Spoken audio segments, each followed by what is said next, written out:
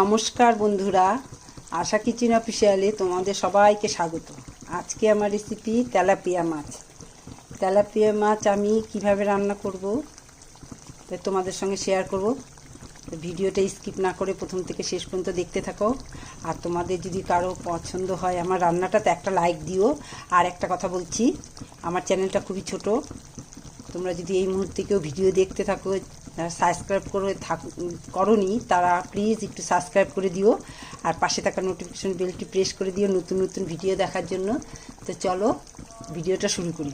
আর আরেকটা কথা, আমার কিন্তু ভিডিওটা অত ভালো হয় না, কেন কি আমি নিজেই করি, আমি নিজেই ভিডিওটা করি আর নিজেই রান্না করি, আমার ক্যামেরাম্যান কেউ নাই। তো প্লিজ তোমরা একটু লাইক কমেন্ট করো। এখানে 400 গ্রাম তেলাপিয়া মাছ, 400 গ্রাম তেলাপিয়া মাছ আমি কেটে ধুয়ে পরিষ্কার করে নিয়েছি। এর মধ্যে আমি দিয়ে দিচ্ছি হলুদের গুঁড়ো, দিয়ে দিচ্ছি নুন। মাছটা আমি মেখে নিচ্ছি।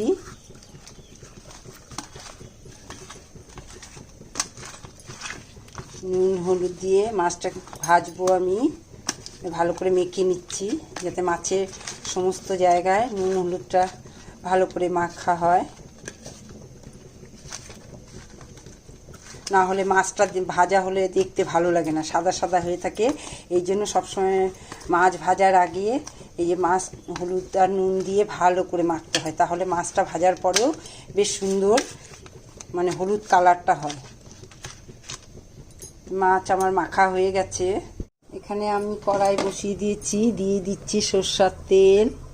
মাছ ভাজবো, তেলটা বেশ গরম করে মাছটা দিতে হবে, না হলে মাছটা লেগে যাবে, মাছটা উল্টাতে গেলে বা নাড়তে গেলে ভেঙে যাবে। তেলটা যাতে খুব ভালো করে গরম হয়। তেল কিন্তু গরম হয়ে গেছে, এবারে আমি গ্যাসটা কমিয়ে দিচ্ছি আর একটা একটা করে মাছ দিয়ে দিচ্ছি, না হলে গায়ে চলে আসবে।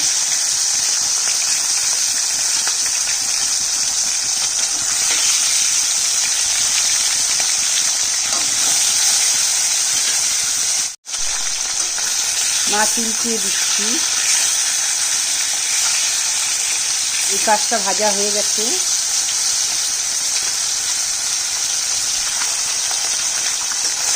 মাছ ভাজা হয়ে গেছে, একটা একটা করে তুলে নিচ্ছি।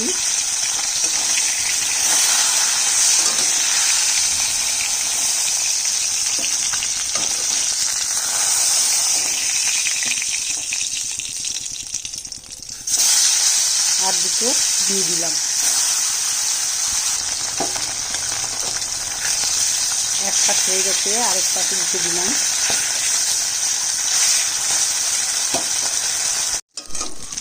মাছ ভাজা হয়ে গেছে, তুলে নিচ্ছি।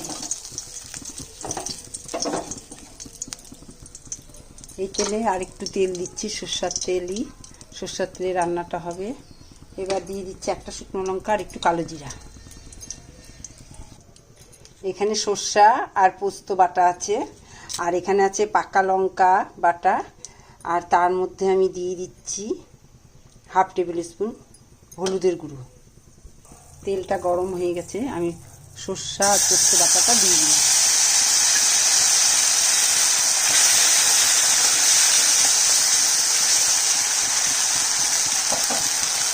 আর হলুদ আর শুকনো লঙ্কা না, এটা লাল কাঁচা লঙ্কা, যেহেতু সর্ষা পোস্তর তরকারি শুকনো লঙ্কা দেবো না, পাকা লঙ্কা, 3টে পাকা লঙ্কা বাটা দিয়ে দিলাম।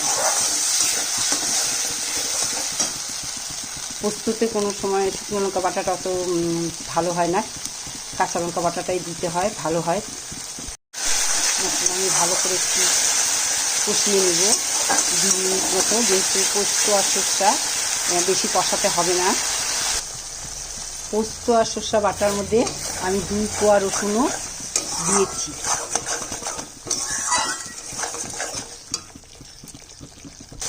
যাদের রসুনের গন্ধ পছন্দ না, কিন্তু সর্ষা বাটাতে এইভাবে 1 কোয়া 2 কোয়া রসুন দিলে অত বেশি গন্ধ আসে না, কিন্তু সেন্টটা ভালো হয়, সেই জন্য আমি দিয়েছি। যারা ইচ্ছা তারা দেবে না, কিন্তু খুবই টেস্টি হয়। 2 কোয়া রসুনে খুব সুন্দর এই সর্ষা বাটা পোস্ত বাটা তরকারিতে দিলে বেশ ভালোই লাগে। কষানো হয়ে গেছে। সর্ষার পোস্ত বেশি কষাতে হবে না। এবার একটু জল দিয়ে দিচ্ছি, আর একটু জল দিয়ে। ঝোলটা ফুটে গেছে, এখন মাছগুলো দিয়ে দিচ্ছি।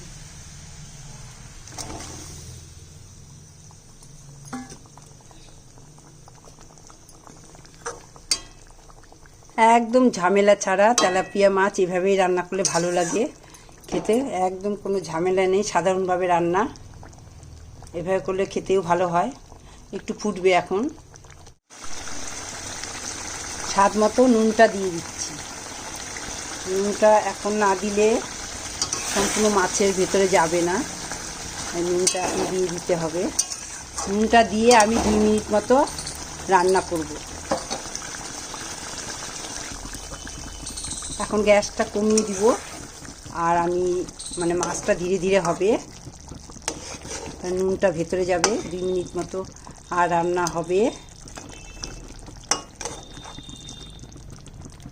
মাছগুলো উল্টে দিলাম, তার সমস্ত মাছের ভেতরে নুনটা ঢুকবে। এখন ধীরে ধীরে হবে, গ্যাসটা কমিয়ে দিয়েছি। 2 মিনিট পরে আবার আসছি। আমি ঢেকে দিয়েছিলাম, 2 মিনিট হয়ে গেছে। আমি সামান্য চিনি দিব, যাতে চিনিটা, সর্ষা পোস্ত দেওয়ার জন্য এই চিনিটা দেওয়া। চিনিটা কিন্তু অল্প দিতে হবে, নাহলে খুব মিষ্টি মিষ্টি লাগবে। আর চিনিটা দেওয়ার পরে ভালো করে নাড়তে হবে, যাতে চিনিটা সম্পূর্ণ মাছের মধ্যে মিশে যায়। নাহলে এক জায়গায় মিষ্টি, এক জায়গায় মিষ্টি লাগবে না, ভালো লাগবে না। খুব সুন্দর করে নাড়তে হবে। আর একটু গ্যাসটা বাড়িয়ে দিলাম, যাতে চিনিটা সব জায়গায় সম পরিমাণে মিশে যায়। তেলাপিয়া মাছ বেশিরভাগ এইভাবে রান্না করলেই বেশি ভালো হয় খেতে। আরও অনেকভাবে করা যায়।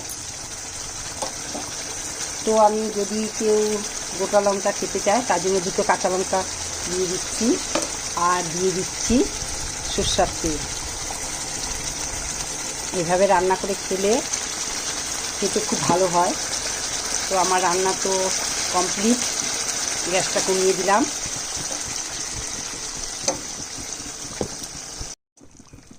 তেলাপিয়া মাছের সর্ষে পোস্ত বাটা দিয়ে রান্না কমপ্লিট। এভাবে রান্না করে খেয়ে দেখো, খুবই টেস্টি হয়। তা আজকের মতো রান্না তো আমার এখানে শেষ। আবার একটা নতুন রেসিপি নিয়ে আসবো। আজকের মতো টাটা। তোমাদের পছন্দ হলে একটা লাইক দিও।